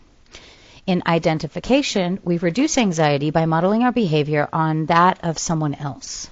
By assuming the characteristics of a model who appears more successful in gratifying needs, we can believe that we also possess those attributes. We may also identify with an authority figure who is represented and feared, or who is resented and feared. Such identification may assist us in avoiding punishment. As we have already seen, identification and the same-sex parent plays an important role in development of the superego and subsequent personality. If an object that would satisfy an impulse of the id is unavailable, we may shift our impulse to another object. Such substitution is called displacement. The child who has been scolded may hit a younger sibling or kick the dog. The substitute object, however, is rarely as satisfying as the original object. Thus, displacement does not bring complete satisfaction, but leads to a buildup of undischarged tension. Sublimation rechannels an unacceptable impulse into a more socially desirable outlet. It is a form of displacement that redirects the impulse itself rather than the object. For example, sexual curiosity may be redirected into intellectual research, sexual activity into athletics. Freud suggested that sublimation was crucial for the development of I don't know where it went. Dang it. Of our problems. There we go. Freud developed his concept of defense mechanism within a Western culture, and subsequent research on defenses has primarily used by Freud. I'm sorry, the page is kind of trailing off here. Let's just keep going. Defense mechanisms in and of themselves are not harmful. No one is free of defenses, and we need them in order to survive. Although defenses can block personal and social growth, if they become predominant, they do protect us from excessive anxiety and frequently represent creative solutions being conducted in Western cultures. However, a comparative study of Americans in the United States versus Asian Buddhists living in Thailand showed clear similarities in the use of many defense mechanisms among the two cultures. Research on the development, measurement, and future potential of Freud's concepts of defense mechanisms and ego processes has been summarized by Cooper in 1989 and Valiant 1992. Also see Kramer 2000. All right, so psychoanalysis. We have seen that for Freud, neuroses emerge from an unsatisfactory or arrested libidinal development, and the realistic satisfaction of erotic needs is denied. The person turns to neurosis as a surrogate satisfaction and creates a partially satisfying world of fantasy. Neurotics have no particular psychic content or functioning in their own that is not also found in healthy people. The neurotic is one who falls ill from the same conflicts and complexes with which normal people struggle. There's no clear defined boundaries between illness and health. The primary question is not, am I normal or neurotic, but rather, to what degree is my neurosis debilitating? Freud himself does not explain pathological and functional behavior by simply separating people into abnormal and normal. His thinking in terms of a continuum. He has had an impact on how we think about the mentally ill and how we treat patients today. It is also congruent with the efforts to encourage the description of psychopathology in terms of dimensions rather than categories. Transference. Early in his work, Freud realized that the relationship between patient and physician was important in determining the outcome of therapy. Nevertheless, it was considered as considerable embarrassment that he discovered one of his patients had fallen in love with him. We recall that a similar episode with patient Anna O. Had led Dr. Brewer to abandon the cathartic technique. Only after considerable reservations and initial attempts to discourage similar occurrences did Freud begin to appreciate the dynamics of what was happening. He discovered that the feelings that were expressed towards him as a doctor were not directed at him as a person, but rather were repetitions of earlier feelings of love and affection that the patient had for the significant person in her life. Thus, Freud was forced to recognize the value of the transference, the process whereby the patient transfers to the analyst emotional attitudes felt as a child towards important persons. By deliberately cultivating and analyzing the transference, Freud and his patients were able to learn a great deal. Freud distinguished between positive transference, friendly, affectionate feelings towards a physician, and negative transference, characterized by an expression of hostile, angry feelings. By studying the transference, Freud learned that his patients were relating to him in the same unsatisfactory and inefficient ways in which they had related to their other people in their lives. However, in the security of analysis, the patient could rework these earlier unsatisfactory relationships through the current relationship to the satisfactory resolution. It is difficult to know if Freud himself ever fully recognized the implications of the transference. But its cultivation and interpretation have become crucial to the psychoanalytic technique he fathered. Transference offers the patients an opportunity to relive the emotional conflicts and cognitive structures that led to the repressions and provides the analyst with a deeper understanding of the patient's characteristic ways of perceiving and reacting. A major point here is that that in analysis, the patient experiences conflict under a different set of circumstances. The analyst does not respond to the patients with disapproval or rejection as earlier individuals may have done. Rather, the analyst reacts with insight and understanding, which permits the patient to gain insight into the experiences and feelings and allows for change. Freud's solution is one of insight, but the insight that psychoanalysis provides is a special kind of knowing that is not intellectual but existential. It touches the heart as well as the head. The solution lies not in the realm of knowing but in the realm of doing. Working through earlier conflicts, discovering oneself is not only an intellectual act but it is also an emotional experience. Thus, therapy provides a more effective resolution of the situation that provoked the neuroses. The analytic process. In classical analysis, a patient lies on the couch and the analyst sits behind, out of view. The patient is instructed to verbalize whatever comes to mind, regardless of how irrelevant, absurd, or unpleasant it may seem. During free association, the patient may make a slip of the tongue or refer to a dream, both of which may be interpreted and utilized to assist the patient to acquire a deeper understanding of the problem. The initial phase of analysis, the patient obtains considerable relief just by being able to unburden certain thoughts and feelings to a sympathetic listener, and the positive transference is developed. The patient frequently believes that the analysis has reached a successful conclusion, even though the work of analysis has barely begun. There are as yet undisclosed and conflicting feelings. During the next phase, the analyst gently assists the patient in exploring these emotion-laden areas and by pointing out the interpreting and resistance in an effort to weaken the patient's defenses and bring repressed conflicts into the open. The analyst's efforts leave the patient angry, anxious, or depressed. The analyst is now perceived as rejecting and unhelpful. thoughts of prematurely concluding the analysis may arise again. Eventually, the negative transference begins to cohere around specific areas. The patient reconstructs and re-experiences crucial episodes from childhood. The unremediated situation of past includes not simply insufficiently resolved traumatic events, but more importantly, inadequately resolved interpersonal relationships and fantasies. The analyst maintains a neutral stance, interpreting the transference and encouraging the patient to re-examine the circumstances in light of increased maturity. The analyst's stance enables the patient to work through these situations to a more satisfactory conclusion. Last, the analyst assists the patients in converting newly won insights into everyday existence and behavior. This emotional re-education enables new insights to become a permanent part of the patient's personality. In traditional form, analysis is a protracted and expensive procedure. Patient meets with the analyst for 50-minute sessions, an average of 5 times a week for a period of several years. This requires a considerable commitment of time, effort, and money. The contemporary analysts have refined the process further, enhancing our understanding of free association, memory, and working through issues on an emotional level.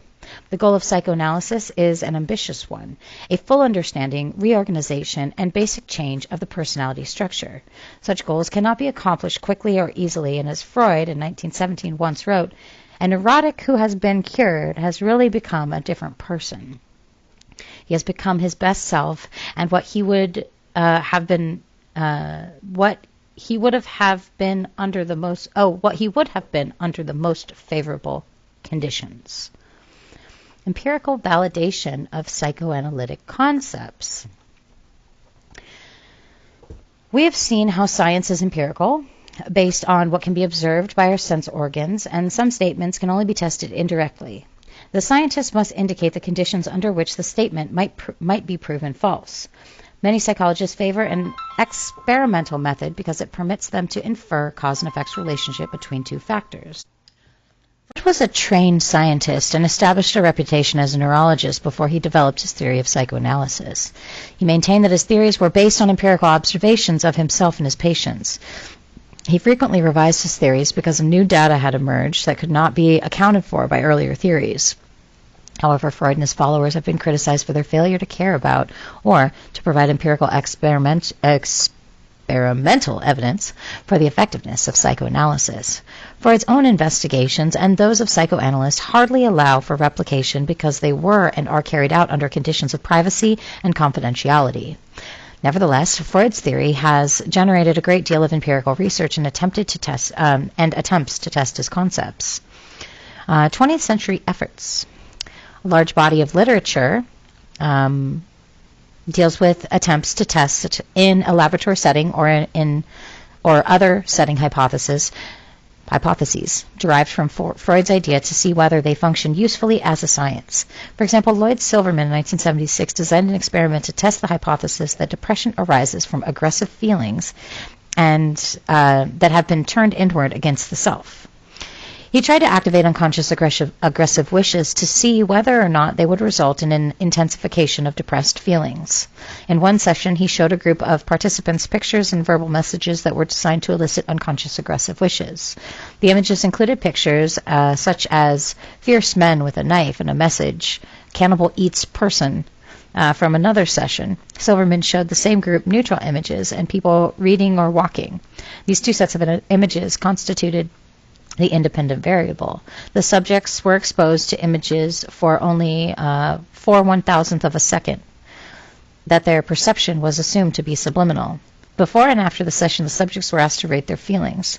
Their self-ratings represented the dependent variable. As expected, the participants reported more depressive feelings after seeing the aggressive images than after seeing the neutral ones. Silverman's experiment and other efforts to test Freud's theory have demonstrated much ingenuity and sophistication. Not all Freudian concepts have held up under scrutiny. For example, it became untenable in light of modern research in embryology, biology, and female psychosexual development to view the female as a castrated male whose less developed superego and negative view of her body were due to penis envy. Other Freudian concepts, however, Wait. I think I lost my spot.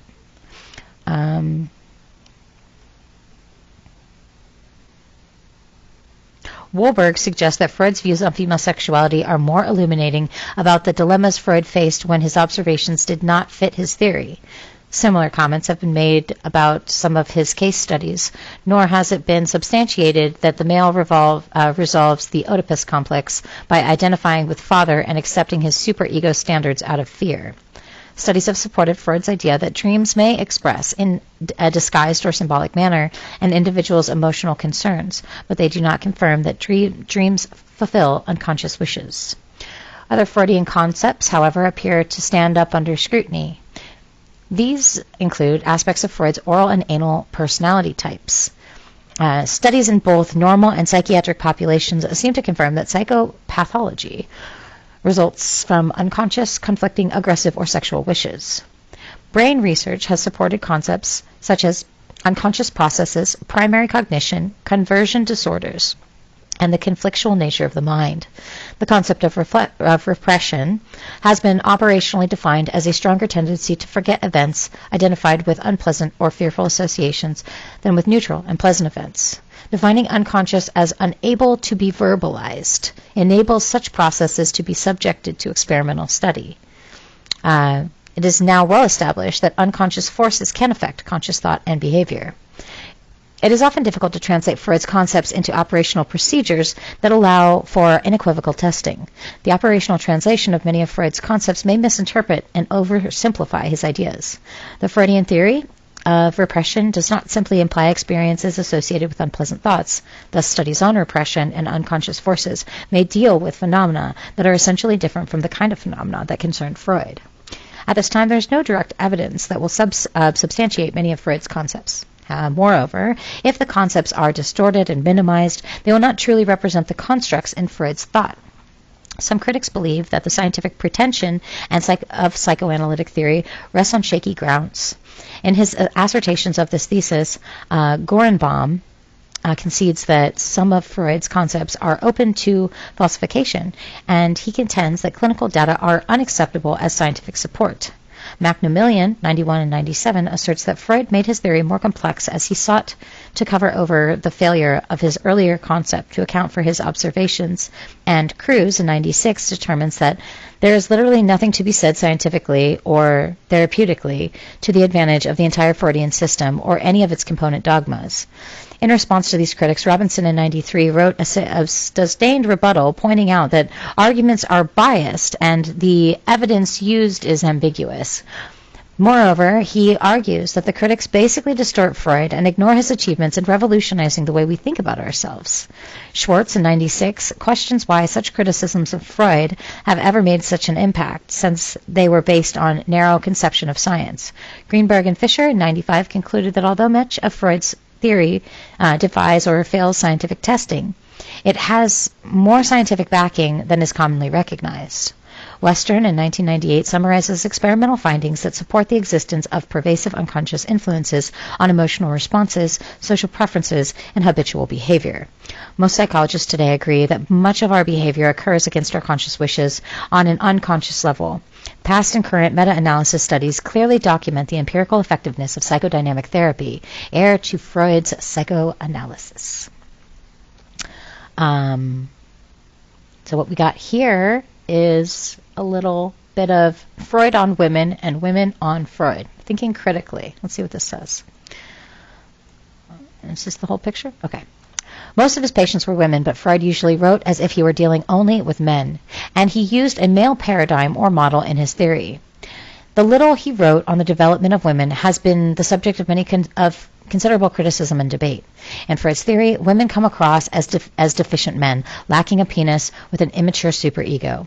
Freud's view of women reflected the male chauvinistic position of the time. In his famous dictum, Anatomy is Destiny, Freud intended to correct Napoleon's earlier model, History is Destiny, pointing out that history is not the sole component of personality development. In his theory, Freud emphasized the importance of anatomy, in particular one's reproductive organs, as well as history. Research on sexual differences show that much of Freud's explanation was based on incorrect information.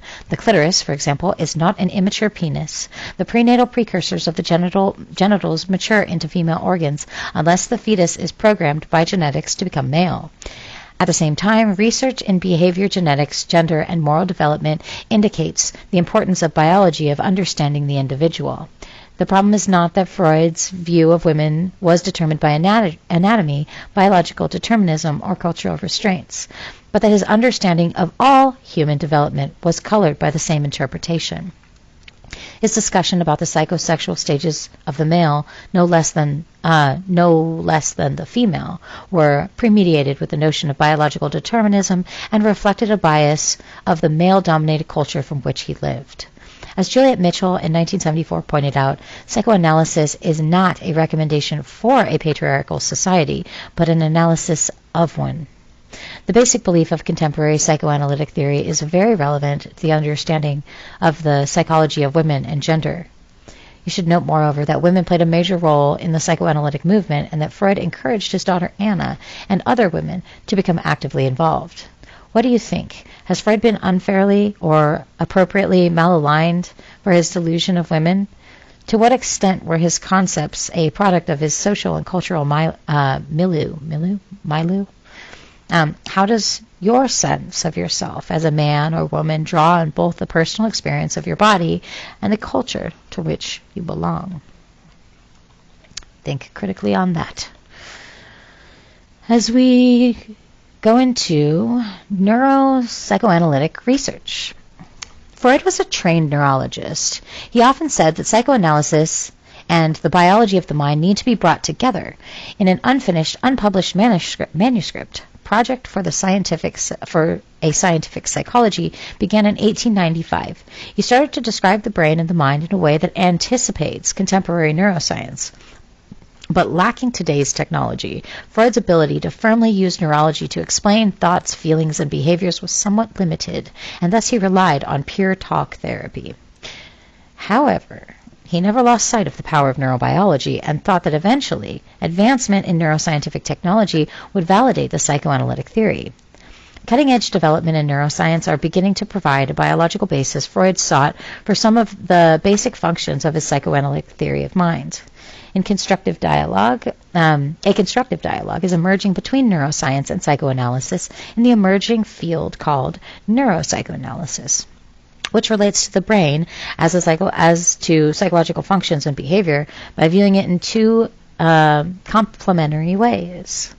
Through laboratory-based observations as an object studied by neurological examination, and subjectively by examining how we feel and we think. Thus, neuropsychoanalytic research combines neurological objective study of the brain with the psychoanalytical introspective study of the mind. Freud refined the latter kind of observation in his technique of free association. Neuroscientists employ sophisticated tools, neuroimaging techniques such as fMRI, to measure and provide pictures of electrical activity in the brain. But putting these two kinds of knowledge together, neuropsychoanalytic research has been able to relate some of the psychic activities that Freud discussed to underlying brain processes. The human brain has billions of neurons which connect in trillions of ways with each other, forming neural circuits. Chemical messengers known as neurotransmitters facilitate their communicating between a small gap, or synapses, among them. Some of our neuronal circuitry is already wired at birth, but our experiences also create and alter neurons, synaptic connections, and circuitry. This phenomenon of change is known as the plasticity of the brain. Our earlier experiences lay down neural pathways that regulate emotions and deeply affect adult personality.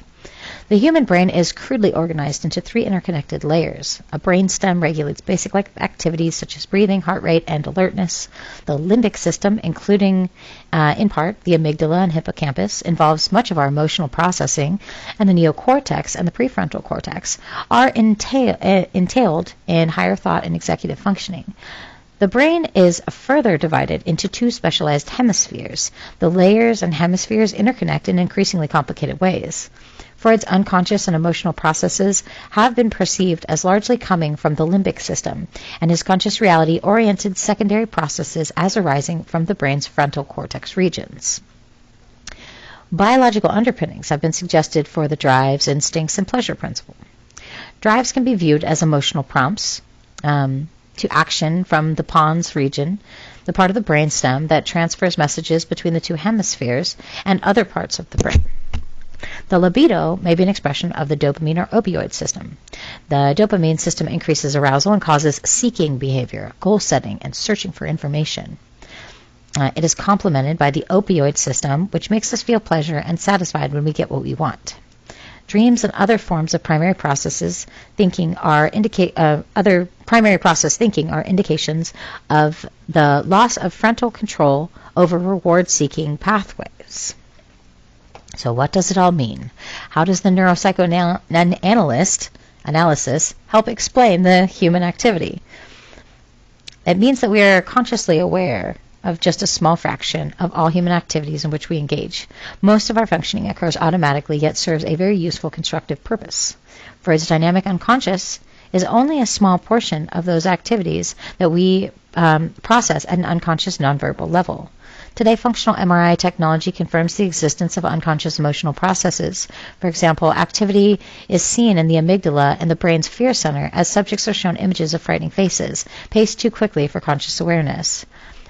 Brain scanning images of motivated forgetting show activity reduced in the hippocampus, which retrieves the memories, and increase in the lateral prefrontal cortex, which inhibits reflexive actions, confirming Freud's notion of the mental mechanism at work in repression, which may be due to the failure of the hippocampus to codify and consolidate memory traces and/or a failure of the frontal lobes to retrieve them. Researchers are studying the neurological circuitry of the mind in conflict, the libido, and the impact of early emotional traumas. Experiences leave traces of at a neuronal level. The neuronal plasticity of the mind and its ability to change enables old experiences to be relived in the transference, verbalized, given fresh meaning, and retranscribed in memory. Such activities are the basis of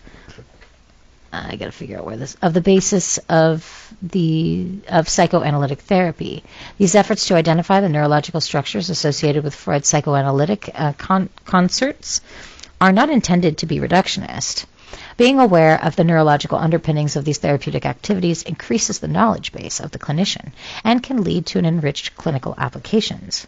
Freud asserted in his Project for a Scientific Psychology in 1895 that someday neurobiology would validate his theory.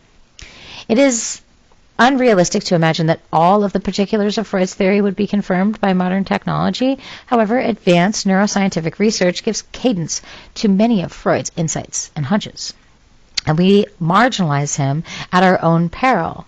Perhaps it's time to admit him and his theory back into the mainstream psychology. There's a wealth of information in modern psychology that was not available to Freud. The findings of anthropology regarding the cultural nature of humanity, empirical studies of mother-infant interaction, and the competence of infants. Given the information that was not available to him, the visionary nature of many of Freud's ideas, and the fact that his concepts continue to engender such lively research and debate, is all the more impressive in determining. It's all the more impressive. Wait, so do we go over here now?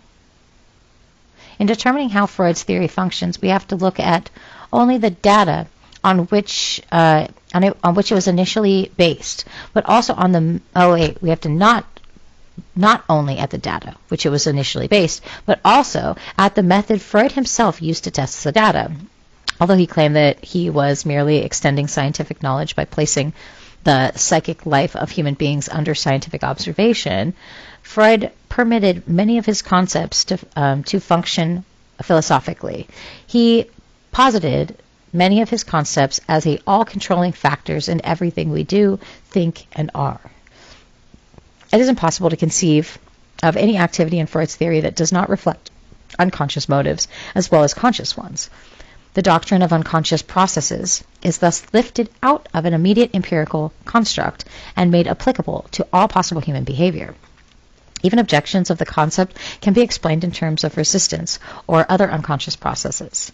Sexuality is a philosophical concept insofar as Freud asserted that all human behavior can be considered in its light. And so we see that Freud drew conclusions from careful observation and from the observation of his patients in a clinical setting and projected those conclusions into philosophical assumptions. Although Freud invested his theories with an aura of silence, in evaluating them he made primary use of the philosophical criteria, relying on their compelling power rather than on validating evidence. The kind of knowing on which psychoanalysis is ultimately based is epiphantic, a form of knowing that does not rely on everyday experiences but transcends them. To portray Freud as a scientific medical doctor distorts much of the humanism present in his writings and blunts the challenge of psychoanalysis, which is known oneself with a constant obligation to change oneself. In evaluating Freud's work, therefore, is the most appropriate use. In evaluating Freud's work, therefore, it is most appropriate to use the criteria that apply to philosophical positions and ask if his work is coherent, relevant, comprehensive, and compelling. Okay, so what do we got?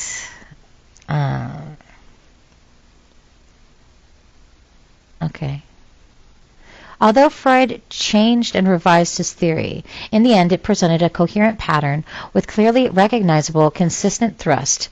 Not to be sure, his theory is not finished whole. Is not a finished whole. Not only did he continually modify it, but it has been revised, modified, and updated by others working within the Freudian tradition. Freud was frequently unsympathetic to efforts to modify his theory and claimed that the ultimate right to declare what should and should not be called psychoanalysis. So he claimed the ultimate right. But he was not unreceptive to change that reflected the spirit of psychoanalysis as an evolving movement of a particular form of thought and investigation. All right, so McIntyre in 1958 suggests that Freud's theoretical work denoted a kind of creative untidiness. His thought was characterized by illuminating insights followed by efforts at sterile systemization. Yet he never presents us with a finished structure, but with the far more exciting prospect of working through a number of possible ways of talking and thinking. This may be taken as an essential character of Freud's work. He seems to be saying, you don't have to talk that way. That personality can be illuminated by a different picture. If you take one image and isolate it, you tend towards being either reductionist or projectionist. Thus, Freud himself would talk several different ways at once, often flagrantly contradicting himself in order to illuminate his subject. Freud depicted a person as simultaneously an economic machine and a personal history and a case. And what am I reading right now? Freud depicted a person as simultaneously an economic machine, a personal history, and a case, and as a being who is comprehended totally by sexuality as well as socially and historically constructed. For Freud's ideas to be relevant in the 21st century, they must be reworked and reformulated in contemporary terms. Many of Freud's arguments, informed by 19th century culture, science, and philosophy, are quite dated. Critics of Freud's that focus on the analysis of language and meaning have been helpful in assimilating Freud's work into a greater body of philosophy. Today, several of Freud's concepts are seen as foreshadowing current views on the importance of both nature and nurture held by evolutionary biologistic and developmental psychologists. Freud's theory does not constitute a finished structure. It is an open one, capable of continuing synthesis and growth. The relevance of Freud's theory is evidenced by its impact on the Western world. His influence can be seen in the works of Salvador Dali and Alfred Hitchcock, for example. Freud's faults were his virtues in that he had Freud's faults were his virtues in that they had enabled him to break through the rational optimism of the Enlightenment and make possible a new view. Most of the particulars may have been wrong, but Freud changed, perhaps irrevocably, humanity's image of itself. Since Aristotle, the essence of humanity has been located in the ability to think. This image found ultimate expression in Descartes' phrase, "I think, therefore I am." In this post-Freudian world, our self-image has changed. We no longer conceive of ourselves as primarily rational animals. Rather, we are pleasure-seeking, sexual, and aggressive creatures driven by our emotions. In a sense, Freud begins his philosophy with, "I love or crave, therefore I am." For many of the gospel of psychoanalysis is not good news because it forces us to consider aspects of ourselves that we would prefer to ignore. It is nearly impossible to deny Freud's influence. Freud is everywhere. So, examining Freud. Many of the differences among personality theorists can be attributed to the fundamental differences in philosophical assumptions. Which of the basic philosophical issues described in the introductory of this chapter and summarized on the inside back cover seem to be clearly important to Freud in the development of his theory? How, for example, does Freud's emphasis on unconscious factors underlie the behavior influence his stance on freedom versus determinism, in his articulation of the psychosexual stages, in his emphasis on heredity and on the environment, or on both? Does his discussion of psychoanalysis lead you to believe that he has an optimistic or pessimistic view concerning the possibility of significant changes in behavior? Does he address any other philosophical assumptions? Rate Freud on a scale of 1 to 5 on those philosophical assumptions that you feel his theories applied most. Compare your ratings of Freud with your own philosophical assumptions. Did your study of Freud lead you to change any of your assumptions? Why or why not? A summary. Let's cover it. The impact of Freud's accomplishments has been compared to the impact of Copernicus, Darwin, and Einstein. Freud's name is a household word. Errors of the pen or tongue are commonly known as Freudian slips, and many people cannot make one without wondering what unconscious reason is. Freud grappled with the idea that were, are, and will continue to be the primary concern to us. Because of that, his theories continue to interest, allure, and excite the 21st century. Freud's aim was to develop a comprehensive theory of humanity. He consistently maintained that his study of neuroses would eventually provide a key to the study of psychological processes in general. Freud's quest for the truth was unrelenting. Some have suggested that Freud founded a school comparable to philosophical schools of ancient Greece and Rome. With the creation of psychoanalysis, Freud developed a movement characterized by his own rules, rituals, and doctrine of membership. As an art, Freudian analysis is an excellent example of the scholarly approach to psychotherapy. The proliferation of latter forms of talk therapy, now clearly documented as empirically effective, is part of Freud's legacy. It is possible that after studying Freud, one may agree that his concepts were coherent, relevant, and comprehensive, yet remain uncompelled. Freud would counter that the insight required for full appreciation of his theories is of a particular kind, one that can be acquired only through the kind of analytic self-investigation that he and his followers practiced. Freud's theory is by no means universally accepted. Indeed, few other positions in history from philosophical thought have been subjected to much of attack, ridicule, criticism, and revision study. In modern science, only the theory of Charles Darwin has been met with equal scorn and resistance. Nevertheless, Freud's picture of personality is one that compels many people. Freud's core idea is that life is essentially conflicted. His picture of a person as bested with anxieties governed by forces of which we are largely unaware. Living in a world marked by external and internal strife, resolving problems and solutions informed by fantasy and reality, is a concept of personality that some people find inescapable. Nevertheless, Freud's work reflects a cultural and societal values of Western Europe and North America. The concept of ego is rooted in culture that cultivates and emphasizes the individual. Such a concept may not be as fundamental to the development of personality in collectivistic societies such as Latin America, Africa, and Asia. Psychodynamic theories have been criticized for implying that pathology arises out of divinations from nuclear patriarchal family model. Empirical evidence indicates that healthy psychological development occurs within other varieties of family structure, such as matriarchal, extended gay, lesbian, single-parent families. Still, Freud's original theory was revolutionary and formed the basis of much of the theoretical expansion and current reflection. His later writings on the dynamics and necessary tensions of political life warn us against the fundamental urge to seek premature dogmatic solutions in the era of terrorist behavior. We can expect that psychoanalytic theory will continue to evolve in the future and will take into account a broadened cultural perspective. And that was the summary, and then there's more summary. Number 1, case for Anna O. may have been seen as the beginning of psychoanalysis. Anna O suffered from a conversion disorder in which her right arm and leg were paralyzed. She had difficulty seeing, was nauseous and unable to drink fluids or speak and understand her mother language. She was also prone to states of absence.